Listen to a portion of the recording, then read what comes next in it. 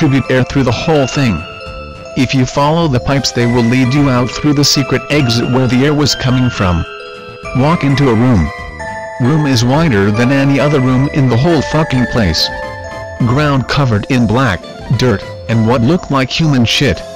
Shine flashlight on walls, a lot of writing on the walls. Again, some names, some numbers. One wall says Area 51.2 and has some weird symbols written on with coal. Why coal though? Wall across from entrance of room has a huge altar like shit drawn on it. Many letters and numbers that don't make sense. Okay, that's enough. Before I can say anything, someone goes, "Hey Anons, let's get out." Okay, let's. On way out, they hear loud banging, like someone's banging on the walls in the other room. Out. No one knows we're there. Shine light back where we came from. Nothing. Keep walking forward. Big hole in ground just before exit. Some sort of trap, I guess, cause you can't really see it unless you've fallen in it before, or someone told you about it. Homie 1 jumps over hole. I'm next. MP3. Jump and hear a loud scream coming from inside tunnels. Homie 2 is last to jump. Jumps and we boot it. Run outside of tunnels and head to town through the woods. Call another mate to meet us with some sort of weapon. Faggot is waiting with a stick. I repeat, a fucking stick, like he can fight you Madrum McShitterson with a fucking stick. Nothing was chasing us. Mate didn't believe us. Rewinding a few years earlier, middle of winter. Be me 10 to 11 years, walking around woods with mates midday. Fucking tunnels dark and spooky as all hell, probably because all dark in the otherwise snowy woods. A dog dying in front of tunnel, not even inside. Dog all bloody and howling at nothing. As we pass, dog dies. Many spooky shit has happened in those tunnels, and still some people use them to fuck in there. These stories don't end with us being chased by shadow people or demons or anyone being possessed. It's just spooky and weird shit that's happened to me and my mates. Not RP, so nothing movie-like will happen. Should I go on? If yes, next story is grave in the middle of the woods plus tombstone shifting. Grave in middle of woods. Be me and mate 16 to 17-ish. We were all pretty much the same age, and we were doing the whole forest explore phase around this time. Walk uphill a bit, not using the stairs that lead to the top but going through the thickest part. Walk midway uphill and notice something stone-like. Go to check it out. First mate says it's a tombstone. Yeah right. Me and other mate go closer. Shit, it is a tombstone. One mate who is not from town says that's normal because graveyard is in same forest. Yeah, like 5 kilometers away from here, no one would drag a tombstone to this place because the graveyard is near. Plus you'd have to go through the whole forest to drag that here. Tombstone is old-timey. Writing on it is old-timey. Reads something like "Here lies forever the body of insert female name and last name here." Don't remember her name. That feel when no middle name. What? Tombstone kinda stuck in ground, we can't move it. Decide to mark it with sticks and rope so we can come back. Mark the whole scene like the fucking CSI, Miami. Go on exploring more of that part of the woods. Weird creepy ass field of flowers in middle of area full of huge trees. Everything else is lit but the field flower area. Scenery looks creepy cause flowers growing in shadows. Decide to call up more people, tell them about the shit we found. Tombstone, not flowers. We used to call each other whenever we found creepy shit in or around town so that we can check it out. Many a time the creepy shit had disappeared before we could get to it. Tell mates where to meet us. They show up to lowest point of woods and we take them up to Tombstone spot. Get up there and Tombstone has shifted about 3 to 4 meters from where it was. Now remember how it was halfway stuck in the ground and 3 of us couldn't move it? Yeah. It shifted on its own. Start digging around looking for a grave. Remember that shit is old-timey and the grave could be long gone. Go back to town, mate's house. Mate's grandma is there, she's lived there pretty much all her life. Straight up ask her about graves and woods behind their building. Says she's heard stories of people getting buried there a long time ago because they didn't deserve to be put in regular graveyard. Didn't deserve? Says she can't explain it better than that, she doesn't know how. We tell her about Tombstone and how it shifted. Says that all tombstones have been moved from there so kids don't get spooked. Yeah, no, it was there twice. Says it's probably a tombstone that was covered in dirt and they didn't move it when they were moving all the other ones. Fuck that shit, we went back there sometime later and there was nothing there. They could have moved it or something, but nothing, not even plants were there. Or maybe we had the wrong location. But I am pretty sure we knew exactly where to go and there was nothing there. Okay, so I'm gonna do Lake Death and then I'm gonna Lights in the Woods. Lake Death stories are true around my town and all of them are tragic, obviously, but one of them is chilling. I don't know if it's a local urban legend or a true story, but I've heard it from two different people, exactly the same way. Anyway, here goes. There was a woman in town, a really sweet old woman from what I've heard. People loved her, she loved people and her life was pretty much okay, like we'd love to have her life. Only problem was she couldn't have kids and doctors kept telling her there's nothing wrong with her, or her husband. They just couldn't have any kids for some reason. So as I said, there are gypsies who live around my town. And this woman apparently went there to seek help. Now no one knows what those gypsies did to her, or what they gave her, but she got pregnant within a month after going to them. Fast forward 9 months or so. Baby is out all good and alive and healthy. They release the woman a bunch of days after she has the baby, and being all happy she takes baby home. As night came, I guess she put the baby in the crib and went to sleep. But then in the middle of the night she woke up to find the baby had been gone, and she had no idea where it was. Anyway, as time went by, baby wasn't found and the woman decided to call it quits.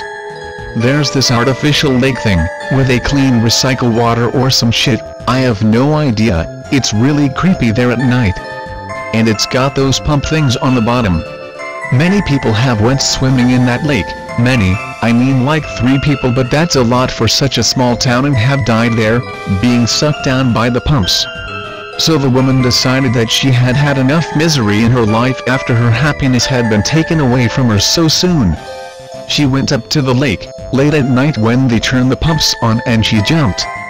Got to the middle of the lake and just waited there for the fucking pumps to turn on. So far the story is real, and then the urban legend started. People started saying you can still hear her at night scream for her child, and she will come for your child if you leave it in the crib the first night after you come home from the hospital.